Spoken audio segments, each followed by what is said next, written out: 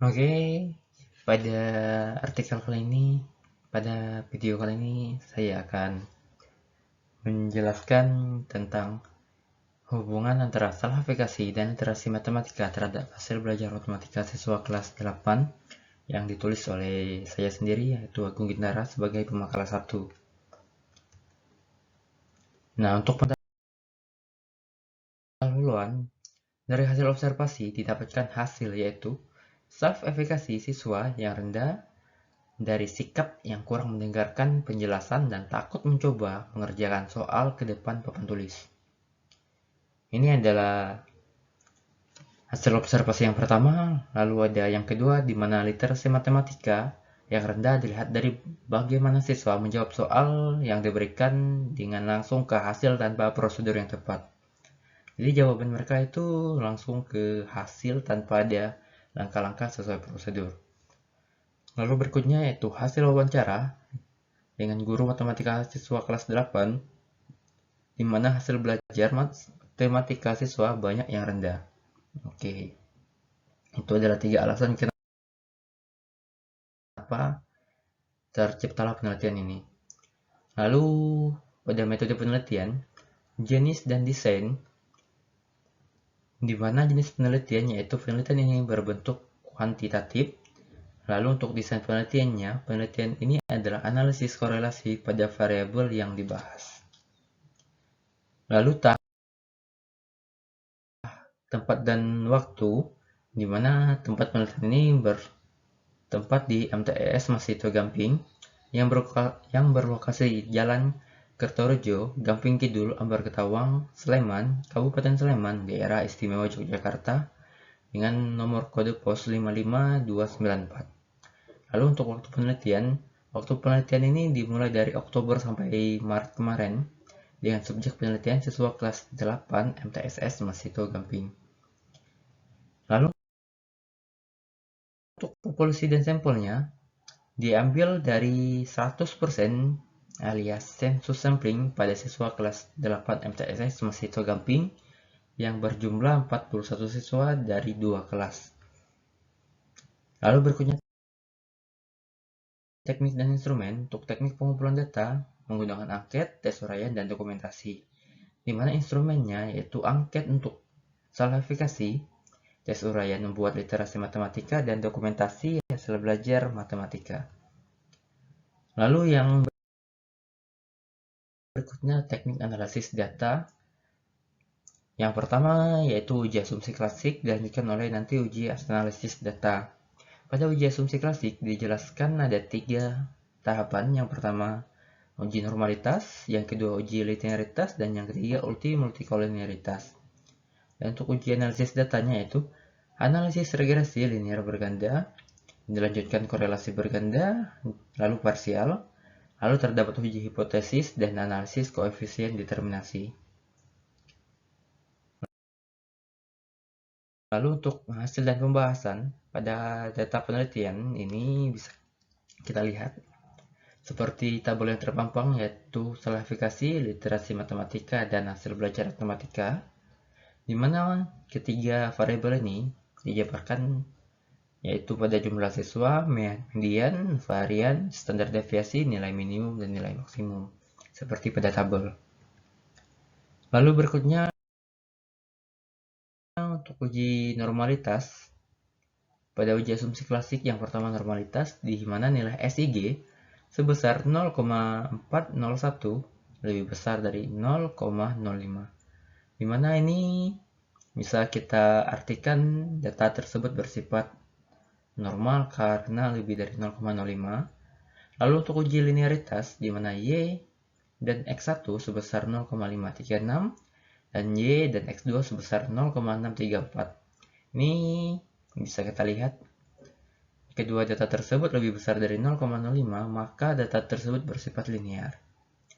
Lalu untuk yang multikoliniaritas, di mana nilai VIP yaitu 1,408 lebih kecil dari 10, maka data tersebut tidak terjadi gangguan multikoliniaritas. Berikutnya untuk uji analisis data, yang pertama analisis regresi linear berganda, di mana pada tabel ini bisa kita ambil model regresi di mana Y sama dengan 56,492 ditambah 0,234 untuk X1, maksudnya 0,234 dikali X1 ditambah 0,164 dikali X2. Itu untuk yang regresi linear berganda. Lalu berikutnya ujian analisis berganda di mana variabel X1 nilai signifikan adalah 0,064 yang lebih besar dari ambang signifikansi yaitu 0,05. Lalu variabel X2 ditemukan bahwa nilai SIG adalah 0,000 yang kurang dari nilai ambang signifikansi 0,05. Nah, maka di sini bisa kita lihat variabel X1 memiliki hubungan terhadap Y dan variabel X2 memiliki hubungan yang kuat terhadap Y. Tapi X1-nya itu karena lebih dari ambangnya itu dia memiliki hubungan yang lemah. Lalu berikutnya nilai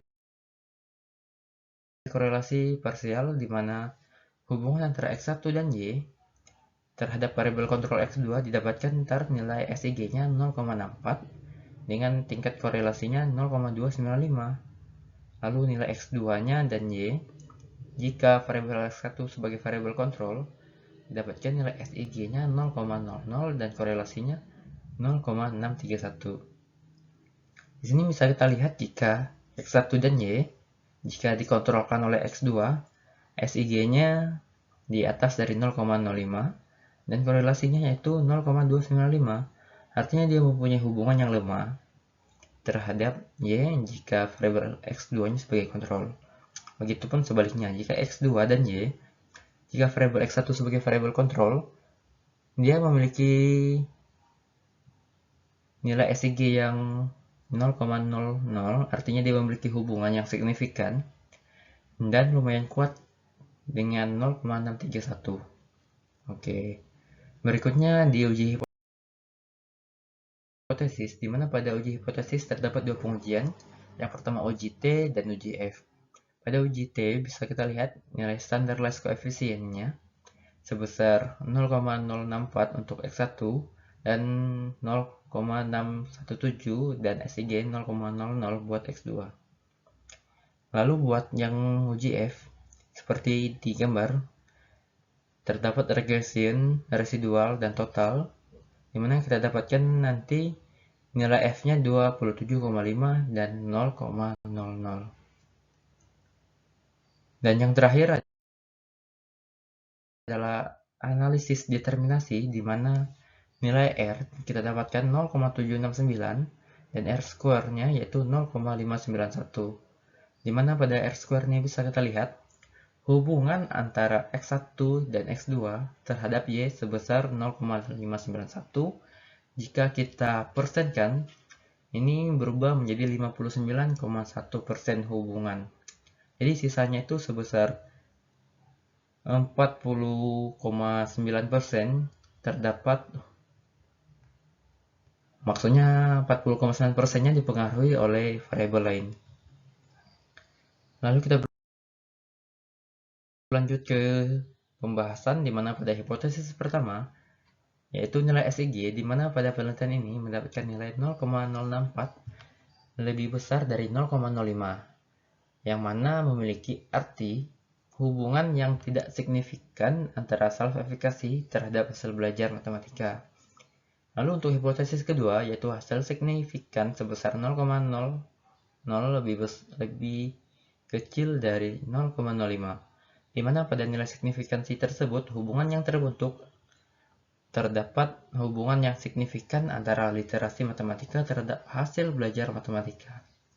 Dan yang ketiga, nilai SIG 0,00 lebih kecil dari 0,05, maka H0 ditolak dan HA diterima. Artinya ada hubungan yang signifikan antara self-efficacy dan literasi matematika terhadap hasil belajar matematika pada siswa kelas 8 MTSS Mesito Gamping.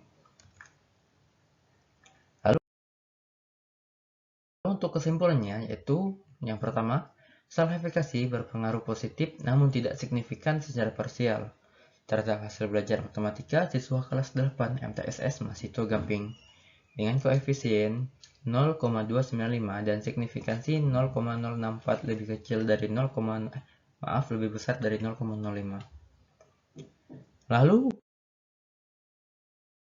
literasi matematika berpengaruh positif dan signifikan terhadap hasil belajar matematika siswa kelas 8 MTSS Masito Gamping dengan nilai koefisien 0,63 dengan signifikansinya 0,00 lebih kecil dari 0,05.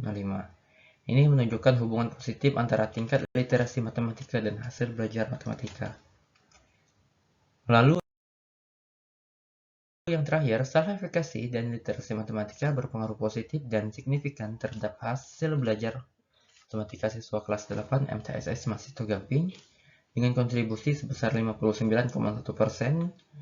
dan faktor lain yang tidak diteliti pada penelitian ini mempengaruhi 40,1% dari hasil belajar tersebut. Oke, sekian dari presentasi artikel saya, semoga bermanfaat. See you next time semuanya.